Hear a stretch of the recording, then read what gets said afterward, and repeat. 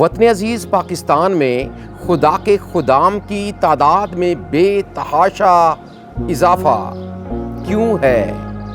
کس وجہ سے یہ تعداد اس قدر بڑھ رہی ہے؟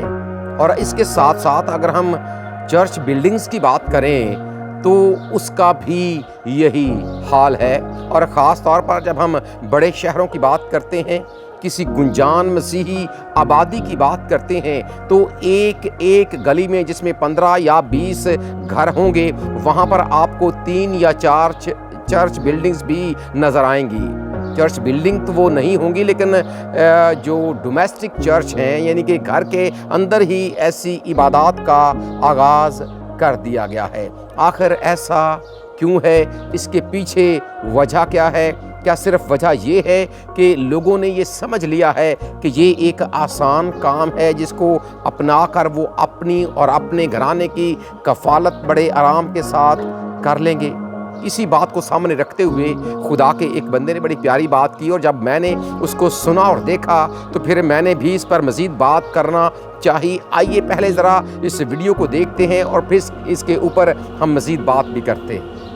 دلیری سے بات کرنا چاہتا ہوں، میرے سبب سے اگر کوئی پنڈی میں شخص بدل گیا ہے تو میں نے اسے اپنا اکاؤنٹ نمبر دے رکھا ہے۔ اے دے جی 10واں حصہ پانا یہ دے جی، اور کسی نو دے دیتی تے رام ہو جانی تیری دائی کی۔ اسی میں اسے کسی چرچ کے سپرد کریں، کسی پاسٹر کے سپرد کریں اسے۔ یہ تھوڑی ہے کہ آپ نے دکانداری کھول رکھی ہے کہ آپ کو خدا نے ذرا سا سچائی سے واقف کرایا تو کہیں بھی ملک میں آپ کے لیے آپ کے سبب سے کوئی بندہ تبدیل ہو گیا تو اکاؤنٹ نمبر دے رکھا، اس میں بھیجو مجھے۔ برادر یہ کوئی طریقہ نہیں ہے۔ ہاں جب کبھی آپ کو بلایا جاتا لوگ آپ کی خدمت کرتے ہیں وہ لو، لیکن ایسا تھوڑی ہے کہ آپ نے کلام سنایا لوگ سنتے ہیں۔ کئیوں نے مجھے کہا ابراہم ٹیلی ویژن کے اوپر سن کر جی اپنا اکاؤنٹ نمبر بھیجنا، میں نے کہا سوری میں آپ کو نہیں جانتا، آپ مجھے نہیں جانتے، آپ میرے بھائی ہیں، میں آپ سے پیار کرتا ہوں، آپ میرے سے پیار کرتے ہیں، لیکن ضروری ہے کہ ہم بیٹھیں پہلے اور جائیے اپنے چرچ کے ساتھ رابطہ کریں۔ میں ہر جگہ تھوڑی کلیسیا بنا سکتا ہوں، میرے پاس کلیسیا لوگ ہیں اور وہ بہتر جانتے ہیں کہ انہوں نے میرے ساتھ کیا کرنا ہے، اور جو وہ کر رہے ہیں میں خداوند کی شکر گزاری کرتا ہوں۔ یہ ٹرینڈ چل نکلا ہے، اس کے علاوہ بھی اور کئی جگہ پر شاخیں پھیلا رکھی ہیں اور کلیکشن کر کے واپس آتی ہیں۔ کیوں برادر ایسا ہی ہے؟ تو یہ کہیں پر مجھے نظریہ نہ بائبل میں ملتا ہے اور نہ رسولوں کا ملتا ہے۔ یہ ضرور ملتا ہے کہ جو کیسر کا ہے وہ کیسر کو دو اور جو خدا کا ہے وہ خدا کو دو۔ یہ سب کے لیے، یہ میرے لیے بھی ہے، آپ کے لیے بھی۔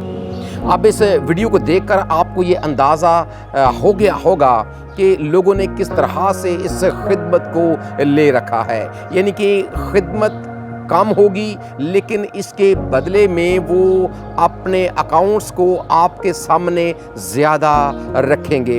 آپ اپنے مقامی چرچ کی بجائے، آپ اپنے مقامی پاسبان کی بجائے آپ ہمیں سپورٹ کریں، کیونکہ ہمارے کے وسیلے سے خدا نے آپ کی زندگی میں کام کیا ہے، اور آپ کو گرد و نواح میں بہت سے، بلکہ بہت سے بھی نہیں بے شمار ایسے لوگ ملیں گے جو آپ کو یہی بتائیں گے، یہی سکھائیں گے، یہی باتیں آپ کے سامنے رکھیں گے۔ اور اسی لیے خدا کے بندے نے ان کو دکاندار کا نام دیا گیا ہے کہ ایسے جو لوگ ہیں وہ خدا کے خادم نہیں ہیں، پاسٹرز نہیں ہیں، بلکہ وہ دکاندار ہیں، اور ایسے دکانداروں سے آپ نے خبردار رہنا ہے۔ بطور مسیحی کبھی ہم نے یہ سوچا ہے کہ کیا واقعی یہ لوگ جو اس طرح کی تعلیم دیتے ہیں یا اس طرح چپکے سے ہمارے اندر آ گھستے ہیں یا ہمیں اس طرف لے کر چلے جاتے ہیں، کیا واقعی ان کا بلاوا خدا کی طرف سے بھی ہے یا نہیں ہے، یا خود ہی سے انہوں نے اپنے آپ کو اس روپ میں دھار لیا ہے اور اپنی وہ روزی روٹی کے لیے ایسا کر رہے ہیں؟ کہیں ایسا تو نہیں ہے۔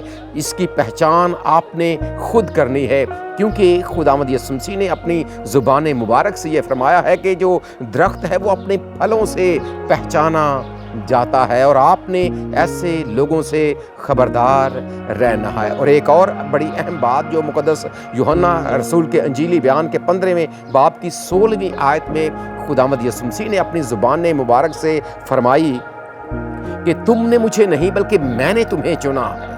یاد رکھیں جو خدمت کا چناؤ ہے یہ ہمارا اپنا نہیں ہوتا۔ اگر میں یہ کہتا ہوں کہ میں نے خدمت کرنی ہے یا میں نے پاسٹر بننا ہے، یہ میری تو خواہش ہو سکتی ہے، ممکن ہے خدا کی مرضی نہ ہو۔ یہ بلاوا یاد رکھیں خالصتاً خدا کا ہے، اور جو خدا کے بلائے ہوئے خدام ہیں ان کی خدمت سے آپ یہ اندازہ بھی لگا سکتے ہیں کہ وہ واقعی خدا کے بلائے ہوئے ہیں اور ان کی بلاہٹ خدا کی طرف سے ہے۔ لیکن جو آپ کو جسمانی چیزوں ہی کے چکر میں رکھیں گے، دائیکی اور ہدیے کے معاملوں میں بھی آپ کو صرف الجھائے رکھیں گے، تو پھر اس کا مطلب یہ ہے کہ ان کی بلاہٹ خدا کی طرف سے نہیں ہے بلکہ کسی اور طرف سے ہے۔ خداوند یسوع مسیح نے اپنے آپ کو جب انہوں نے شاگردوں کے سامنے اس طور سے پیش کیا آخری فسح کے موقع پر، جس کا ذکر آپ کو مقدس لوکا کے انجیلی بیان کے 22ویں باب کی 27ویں آیت میں لکھا ہوا ملتا ہے کہ میں تمہارے درمیان خدمت کرنے والے کی مانند ہوں۔ کیا وہ نمونہ کبھی ہم نے اپنانے کی کوشش کی ہے؟ جو خدا کے خدام ہیں، یہ ان کے لیے چیلنج ہے کہ وہ کسی اور چیز کو اپنے سامنے رکھنے کی بجائے، روپے پیسے کو اپنے سامنے رکھنے کے بجائے، کیونکہ یاد رکھیں جو خدا کے خدام ہیں، خدا نے ان کا انتظام کرنا ہی کرنا ہے، لیکن اگر وہ اسی بات کو اپنے سامنے رکھیں گے یا اپنی تعلیم کا محور و مرکز اسی بات کو بنائے رکھیں گے تو معاملہ دوسری طرف چلا جائے گا۔ جس خدا نے آپ کو بلایا ہے وہ یقیناً آپ خدمت صدقے دل سے کے ساتھ کریں۔ جس خدا نے آپ کو بلایا ہے وہ آپ کی ضروریات بھی پوری کرے گا، یہ اس کا وعدہ ہے۔ اور خدا یسوع مسیح نے مقدس متی رسول کے انجیلی بیان کے 6 باب میں یہ فرمایا کہ پہلے تم اس کی راست بازی اور اس کی بادشاہی کی تلاش کرو تو یہ ساری چیزیں تمہیں انعام میں بھی مل جائیں گی۔ پھر اس کے ساتھ خدا کا بندہ مقدس پولس رسول تموتھیوس کے خط میں یہ بیان کرتا ہے، اگر آپ پہلا تموتھیوس اور اس کا 2 باب پڑھیں تو یہ آپ کو عبادت کے حوالے سے، اگر آپ 3 باب پڑھیں تو یہ خدا کے خدام کے معیار کے حوالے سے، اور پھر اگر آپ اس کا 4 باب پڑھیں تو یہ جھوٹے استادوں کے حوالے سے آپ کو سکھاتا ہے۔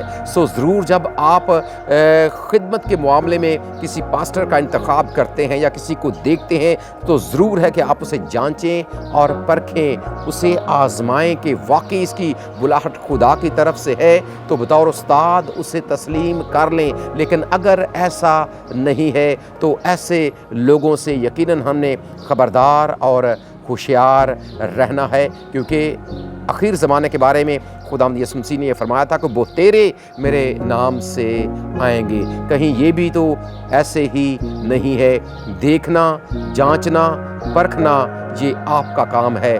خدا نے آپ کو ذہن، خدا نے آپ کو عقل اور خدا نے آپ کو سمجھ اسی لیے دی ہے، اور سب سے بڑھ کر خدا نے اپنا پاک کلام آپ کے سامنے رکھا ہے۔ خدا کے پاک کلام میں سے اس معیار کو دیکھیں اور پھر اس معیار کے اوپر اسے ضرور پرکھیں تاکہ یہ پتہ چل سکے کہ کون خدا کی طرف سے ہے اور کون کسی اور طرف سے ہے۔